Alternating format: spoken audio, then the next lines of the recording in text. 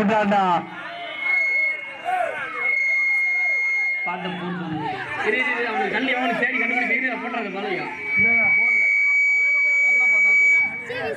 கல்லு கல்லுல எடுத்து ஓட்டு ஓரமா வைக்கிறாரு.